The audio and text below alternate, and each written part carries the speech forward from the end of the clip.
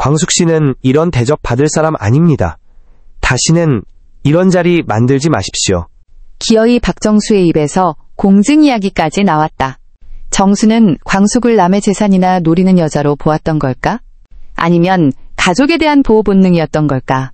광숙은 과연 기분 나쁘지 않았다고 할 수 있을까? 도장 하나만 찍으면 돼요. 그럼 우리 사이 더는 말 섞을 일 없을 테니까요. 마광숙은 한치의 동요 없이 고개를 끄덕였다. 어르신의 음성엔 감정이 담기지 않았지만 마음속엔 쏟아지는 돌부리처럼 무거운 것이 박혀 있었다. 어르신 뜻이 그렇다면 받아들이겠습니다. 광숙이 정수에게 공증을 받아들이겠다고 말하던 순간 문 밖에 서 있던 동석이 그 장면을 보았다. 장모님, 지금 이게 뭡니까? 정수는 눈을 동그랗게 뜨고 광숙을 바라봤다. 당황한 기색은 드러내지 않으려 애썼지만 손가락 끝이 떨렸다. 아니, 한서방이 왜 여길? 나는 그저 손주들하고 한서방이에서 그러는 거네. 동석은 고개를 옆으로 돌리며 광숙의 손목을 잡았다. 그 손에는 힘이 들어갔고 감정은 망설임이 없었다. 동석의 행동은 분명했다. 광숙 씨는 이런 대접받을 사람 아닙니다. 다시는 이런 자리 만들지 마십시오. 광숙은 끌려가듯 동석의 뒤를 따랐다. 뒤에서 아무 말도 하지 못한 정수는 비어버린 테이블 한가운데 홀로 남겨졌다. 고요한 정적 속 그녀의 입술이 조금씩 말라갔다. 그날 밤 하얀 약통이 정수의 손에서 바닥으로 굴러떨어졌다. 복도에 퍼지는 울림은 작고 냉랭했다. 정수는 허리를 굽히려다 중심을 잃고 벽에 기대섰다. 입술에서 짧은 숨이 튀어나왔다. 민서야, 너 떠난 지 이렇게 오래됐어도 보고 싶구나. 얼마 후 마광숙의 휴대폰이 울렸다. 박정수 어르신이었다. 어르신? 안녕하세요. 혹시 이 번호 주인이 지인분 맞으세요? 누구세요? 공원에서 어떤 어르신이 좀 상태가 안 좋아 보여서요. 핸드폰에 이름은 안 뜨고 그냥 번호만 저장돼 있길래 마지막 통화번호로 연락드린 거예요. 혹시 단정한 중년 여자분 맞으신가요? 키 좀 작고 단정하게 머리 올린. 맞아요. 벤치에 앉아서 민서라는 분을 계속 부르고 계세요. 광숙은 핸드폰을 끊고 벌떡 일어났다. 현관문을 박차고 나가면서 속으로 다짐했다.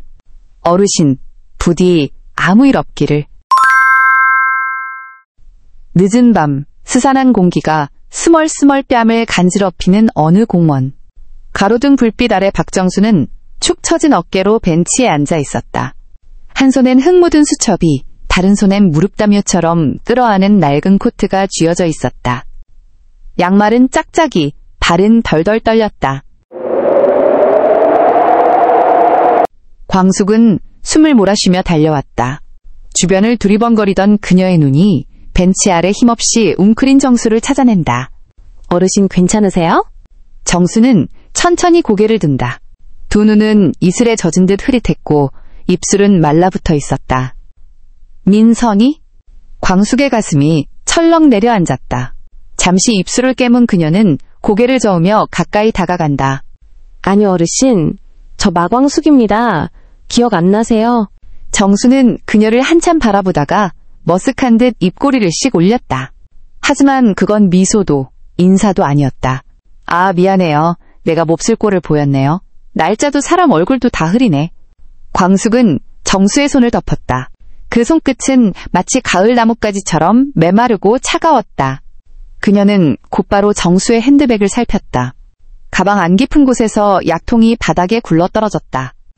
그 소리에 정수가 놀라며 움찔했다. 광숙은 약통을 주워들고 가방에서 물병을 꺼낸 뒤 조심스럽게 알약 하나를 손에 올려놓는다. 어르신 이거 드시고 조금 쉬셔야 해요. 몸이 떨리시는 걸 보니 아마 약 드실 시간이 많이 지났나 봐요. 정수는 말없이 광숙의 손에서 약을 받아 입에 넣는다. 물을 마신 뒤 그녀를 물끄러미 바라본다. 잠시 정적이 흘렀다. 그녀는 힘겹게 입을 열었다. 처음에는 마치 독백처럼 작고 떨리는 음성이었다. 처음 사랑했던 사람이 있었어요.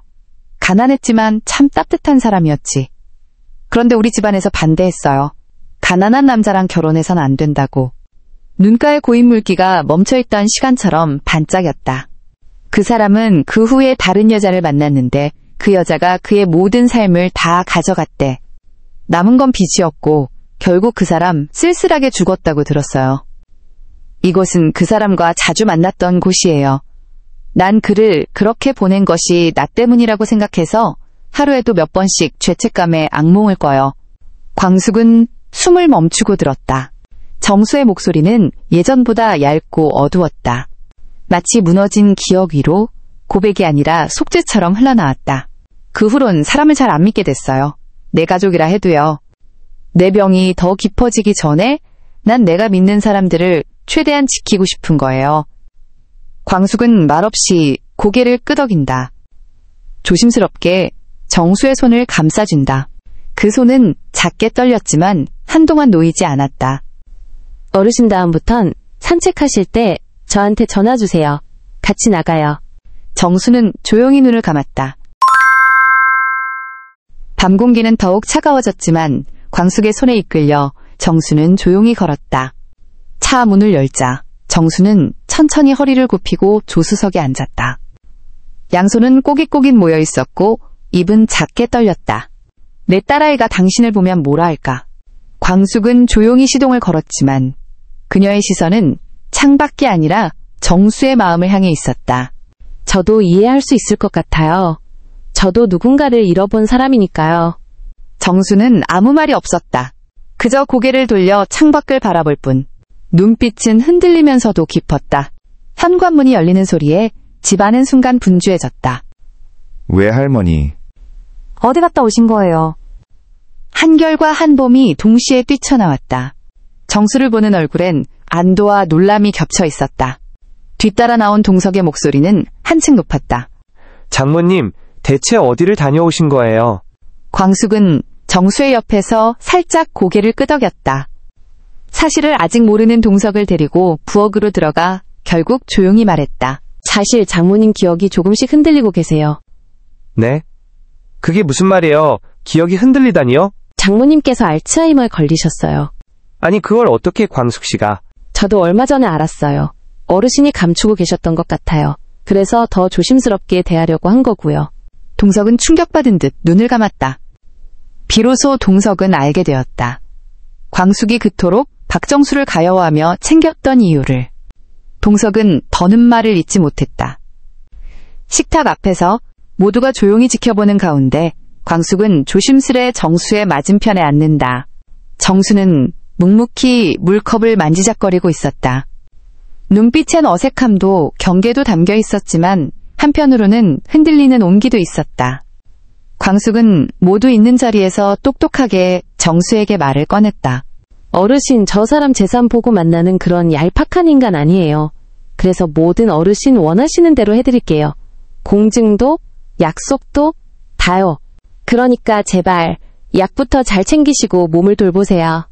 정수는 아무 말도 하지 않았다.